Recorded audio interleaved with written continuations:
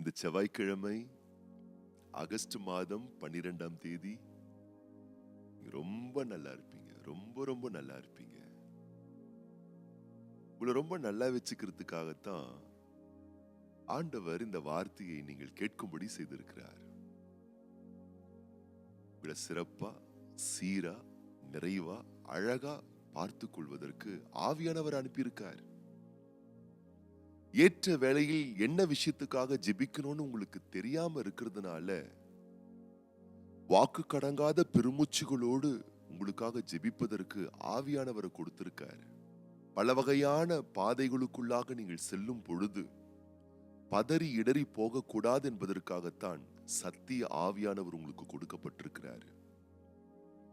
அப்போ உங்க மேல படைத்த தேவன் கருணையா இருக்கும் பொழுது, இரக்கமா இருக்கும் பொழுது, தயவா இருக்கும் பொழுது, உதவியும் கரங்களை நீட்டும் பொழுது நீங்க ஏன் கருணையா இருக்கக்கூடாது? நீங்க ஏன் இரக்கமா இருக்கக்கூடாது? என் அன்பு பிள்ளைகளே, இந்த 12ஆம் தேதி, இந்த செவ்வாய்க்கிழமை, இந்த ஆகஸ்ட் மாசத்துல உங்கள் கருணையின் குணத்தை கொஞ்சம் வளர்த்துக்கோங்க. உங்க இரக்கத்தின் குணத்தை கொஞ்சம் அதிகரிச்சுக்கோங்க. அன்பையும் பாசத்தையும் கொஞ்சம் கூட்டி வழங்குங்க. நீங்கள் திருமணமான நபரா இருந்தால், நீங்கள் கணவன்மார்களாய் இருப்பீர்களே ஆனால் உங்களை பார்த்து நான் சொல்லுகிறேன், உங்கள் மனைவியை கசந்து கொள்ளாதீர்கள். அவங்க மேல கருணையா இருங்க. நீங்க ரொம்ப ரொம்ப நல்லா இருப்பீங்க. நீங்கள் திருமணமான பெண்மணிகளாய் இருப்பீர்களே ஆனால் நான் உங்களை பார்த்து சொல்லுகிறேன், உங்கள் கணவர் மேல் மிகுந்த கருணையோடு இருங்க. உங்க பிள்ளைகள் மேல், உங்கள் தாய் தகப்பனார் மேல், உங்கள் உடன் பிறந்தோர் மேல், உங்களை சுற்றி சூழ்ந்திருக்கக்கூடிய நண்பர்கள் மேல், சக மனிதர்களுக்கு அதிகமாய் கருணையை காண்பியுங்கள். அதிகமான தயவை காண்பியுங்கள். அதிகமான உதவும் கரங்களை நீட்டுங்கள். நீங்கள் அப்படி செய்வதின் மூலம் நீங்க ரொம்ப ரொம்ப நல்லா இருப்பீங்க. தேவனுடைய பிள்ளை என்ற சாட்சியை நீங்கள் உறுதிப்படுத்தக்கூடிய நபராக மாறிவிடுகிறீர்கள். இன்னைக்குதான் நீங்க ரொம்ப நல்லா இருக்கிறதுக்கு ஆண்டவர் எல்லா சகாயங்களையும் செய்ய போறார் இல்லையா? அப்போ மத்தவங்க நல்லா இருக்கிறதுக்கு உங்களால என்ன பெஸ்டான உதவிகள் செய்ய முடியுமோ அதை நீங்க செஞ்சு பாருங்களேன். நான் சொல்லட்டுமா? ஆண்டவர் உங்க வாழ்க்கையில மகிமைப்படக்கூடியவரா இருப்பார். ஆண்டவர் இந்த உலக வாழ்க்கையில சிலருக்கு செல்வங்களை கொடுப்பார், சிலருக்கு பணத்தை கொடுப்பார், சில பேருக்கு செல்வாக்க கொடுப்பார், சில பேருக்கு ஞானத்தை கொடுப்பார், சில பேருக்கு அறிவை கொடுப்பார், சில பேருக்கு புத்தியை கொடுப்பார், சில பேருக்கு வாழ்க்கையில அவங்க அனுபவிக்க வேண்டியதான பொருள் வளன்களை கொடுப்பார். இப்படி ஒவ்வொரு சிறப்புகளை ஒவ்வொருத்தருக்கும் கொடுப்பார்.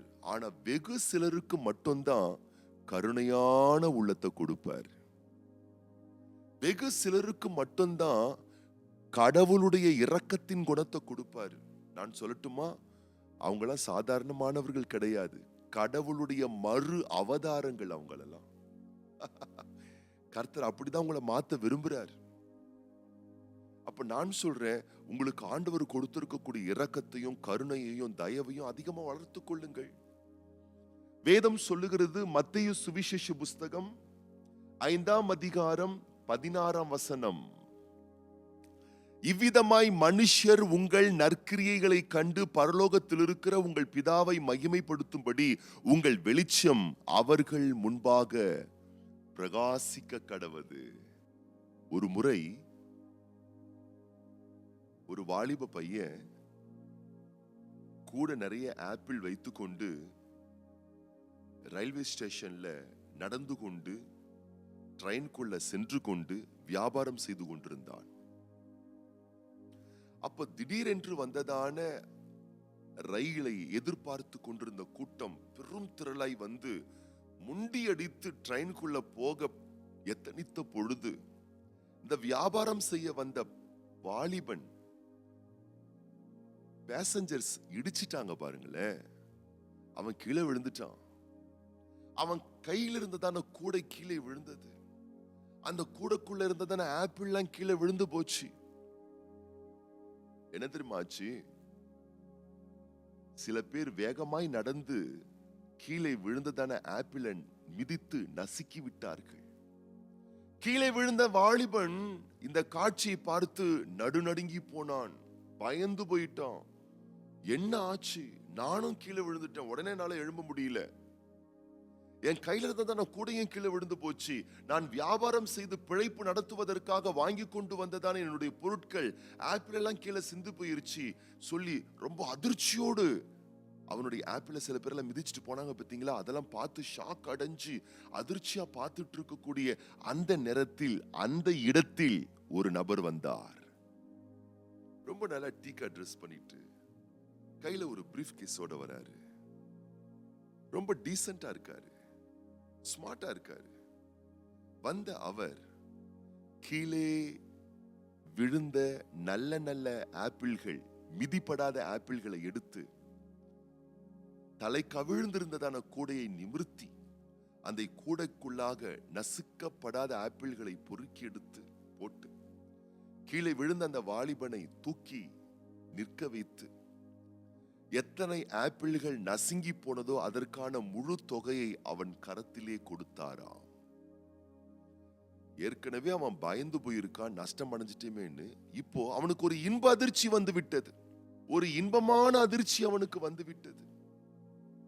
என்னடா அது, நம்ம நஷ்டப்பட்டோம், ஆனா நமக்கு லாபத்தை கொடுக்கக்கூடிய அளவுக்கு ஒருத்தர் செஞ்சிட்டாரே அப்படின்னு சொல்லிட்டு அவன் என்ன தெரியுமா பண்ணா, அந்த டீக்கா ட்ரெஸ் பண்ணிட்டு இருந்தார் இல்லையா, அவரை பார்த்து சொன்னானா, நீங்க தான் இயேசு கிறிஸ்துவா? நீங்க தான் ஜீசஸா? அப்ப அவர் சொன்னாரா, நான் இயேசு அல்ல, நான் இயேசு கிறிஸ்து அல்ல, அவரை நம்புகிறவன், அவர் சொன்ன வார்த்தையை கடைபிடிக்க கூடியவன் என்று அவர் சொன்னாராம். பாருங்கள் அன்பானவர்களே,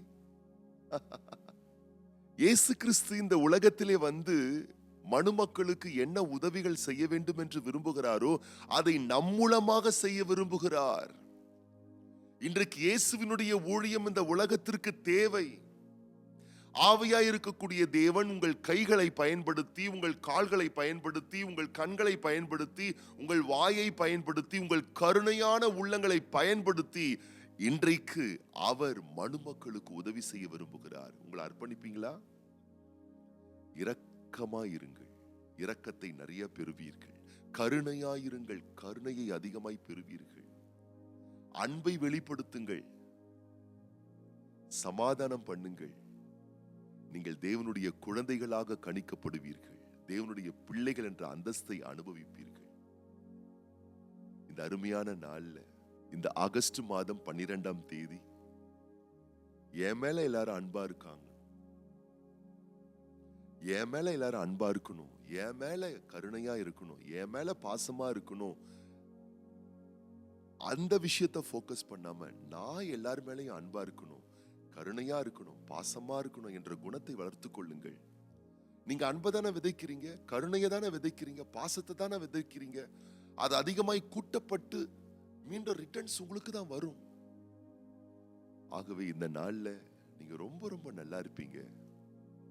கருணையோடு இருங்கள், பேரன்போடு இருங்கள், தேவ பிள்ளை என்ற சாட்சியை வெளிப்படுத்துங்கள். இன்னைக்கு உங்க வாழ்க்கையில பேராசீர்வாதத்தை காண்பீர்கள். இந்த நாளிலும் பிறந்த நாட்கள் காணக்கூடிய அன்பு சகோதரி A Hemalatha, sister V Jebaselvi, sister U Vidya, அன்பு மகள் ஏனா பிளஸ்ஸி மற்றும் தனவிதா,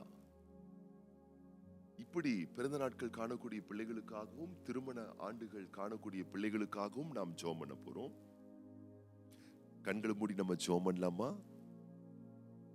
பரலோக தகப்பனே, இந்த ஆகஸ்ட் மாதம் 12ஆம் தேதி இந்த செவ்வாய்க்கிழமை என்னோடு கூடவே சேர்ந்து இந்த வார்த்தை கேட்டு ஜெபிக்கிற ஒவ்வொரு பிள்ளைகளை கரம் நீட்டி தொட்டு ஆசீர்வதிப்பீராக. இந்த உலகத்திலே, இந்த பூமியிலே உம்முடைய பிள்ளைகளுக்கு நீர் நன்மை செய்கிற தேவனாய் இருக்கின்றீரப்பா. அதுபோலவே உம்மை பின்பற்றுகிற, உம்முடைய அடிச்சுவடுகளை பின்பற்றுகிற ஒவ்வொரு பிள்ளைகளும், இந்த வார்த்தை கேட்கிற ஒவ்வொரு பிள்ளைகளும் இயேசுவின் சாயலை, இயேசுவின் சுபாவத்தை தரித்துக் கொள்வதற்கான ஒரு திராணி கிருபையை நீண்டிருக்கும் உடைய பிள்ளைகளுக்கு தந்து ஆசீர்வதிப்பீராக.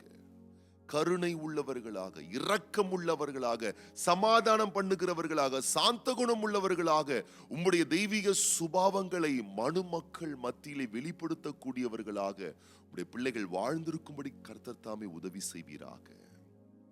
வார்த்தையின்படி வாழுகிற ஒவ்வொரு பிள்ளைகளுடைய வாழ்க்கையை வளமாக மாற்றும், நலமாக மாற்றும், மேன்மையடைய செய்து கனப்படுத்துங்கப்பா. விசேஷமாக இந்த நாள்ல பிறந்த நாட்கள் காண்கின்ற பிள்ளைகள், திருமண ஆண்டுகள் காண்கின்ற தம்பதியார்களை தேவனே உம்முடைய வல்ல நல்ல நாமத்தினால மனதார வாழ்த்துறோம், மனதார நாங்க ஆசீர்வதிக்கிறோம். ஆண்டுகளை, வருடங்களை நன்மைகளால் முடிசூட்டுகிற தெய்வம் உம்முடைய பிள்ளைகளுக்கு நீர் தந்திருக்கக்கூடிய இந்த விசேஷமான ஆண்டுகளை நன்மைகளால் முடிசூட்டி உம்முடைய கரம், கிருபை, தயவு, விசேஷ புதிய கிருபைகள் தந்து கனப்படுத்த வேண்டும் என ஒப்புக் கொடுக்கிறோம். இந்த நாளிலும் மேன்மையாக, அழகாக, அருமையாக நீர் உம்முடைய பிள்ளைகளை வழிநடத்துவீராக என்று சொல்லி வாழ்த்தி ஆசீர்வதித்து ஆண்டவர் இயேசு கிறிஸ்துவின் ஆசீர்வதிக்கப்பட்ட நாமத்தினாலே ஜெபிக்கிறோம் எங்கள் நல்ல பிதாவே. ஆமேன், ஆமேன், ஆமேன். உங்களுடைய மேலான கருத்துக்களை எங்களுக்கு தெரியப்படுத்துங்கள். கீழே இருக்கக்கூடிய தொலைபேசி எண்ணுக்கு வாட்ஸ்அப் மூலமாக உங்கள் கருத்துக்களை தெரியப்படுத்துங்கள். உங்கள் ஜெப குறிப்புகளை எங்களுக்கு தெரியப்படுத்துங்கள். ஒரு மாதத்திற்கு முன்பதாக உங்களுடைய பிறந்த நாட்களையும் திருமண ஆண்டுகளையும் உங்கள் பெயர்களையும் எங்களுக்கு நீங்கள் தெரியப்படுத்துங்கள். நீங்கள் விருப்பப்பட்டால் உங்கள் பெயர்களை சொல்லி நாங்கள் ஜெபிக்க ஆவலோடு காத்துக் கொண்டிருக்கிறோம். நீங்கள் கேட்கக்கூடிய அனுதின இப்படிப்பட்ட வாக்குகள், வார்த்தைகள் உங்களுக்கு பிரயோஜனமா இருக்குமேயானால் நீங்கள் மாத்திரம் கேட்டுவிட்டு பிரயோஜனம் பெற்று நிறுத்திவிடாமல் நீங்கள் பெற்ற இந்த பாக்கியமான ஆசீர்வாதத்தை உங்கள் நண்பர்கள், அன்பர்கள், அறிந்தவர்கள், அறிமுகமானவர்கள், உங்களுடைய வாட்ஸ்அப் குரூப்பில் இருக்கக்கூடிய உங்களுடைய நட்பு வட்டாரங்களுக்கு சந்தோஷமா இந்த லிங்கை ஷேர் பண்ணுங்க. நீங்க ரொம்ப ரொம்ப நல்லா இருப்பீங்க.